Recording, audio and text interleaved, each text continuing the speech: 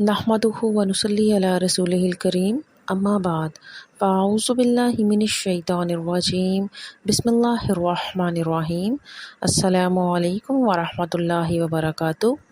I hope آپ سب لوگ خیریت سے ہوں گے۔ قرآن وِد عزیز الاقبال میں آپ سب کو خوش آمدید کہتی ہوں۔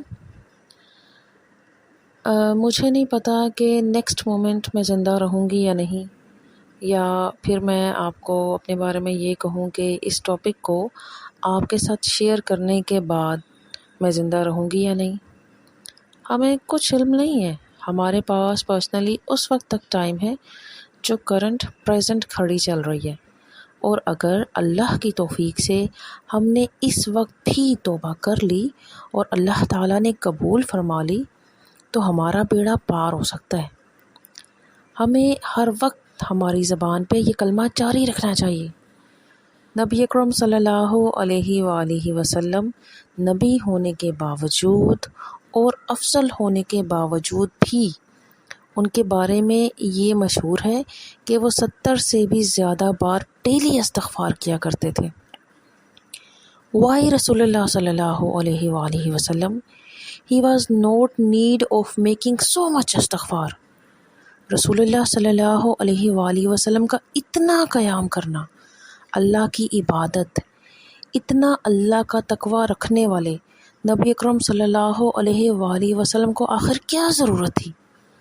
دن میں 70 مرتبہ کا مطلب صرف 70 ہی نہیں، اس کا مطلب یہ ہوتا ہے کہ بہت زیادہ۔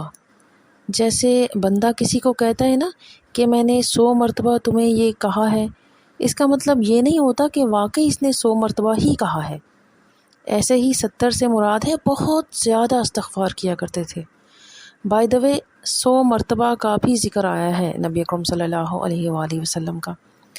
اگر ہمارے نبی صلی اللہ علیہ وآلہ وسلم جو حکمت کے اعلیٰ مقام پر تھے، وہ تو اپنے آپ کو بشر ہی سمجھتے تھے نا، اور یہ کہ میں اللہ کا بندہ ہوں اور میں اللہ کا شکر گزار بندہ بننا چاہتا ہوں، تو یہ شاید سمجھ پاتے تھے کہ بشر ہونے کے ناطے ہم سے کوئی، یعنی کہ اللہ کا حق ہم پوری طرح سے ادا نہیں کر پاتے، ہم سے کوئی نہ کوئی غلطی ہو ہی جاتی ہے۔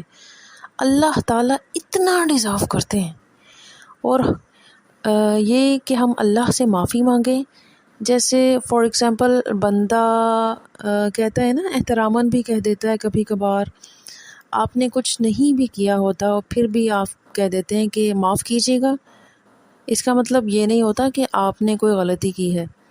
جیسے آپ کہہ دیتے ہیں for example sorry this is not available, اسی طرح آپ کہتے ہیں نا کہ آپ نے کوئی غلط تو نہیں کیا، لیکن احتراماً آپ کہہ جاتے ہیں۔ جب اللہ کے نبی صلی اللہ علیہ وآلہ وسلم اتنا استغفار کرتے تھے تو ہمارا کیا حال ہونا چاہیے؟ ہمارا تو پھر سارا دن استغفار کرنے میں گزر جانا چاہیے۔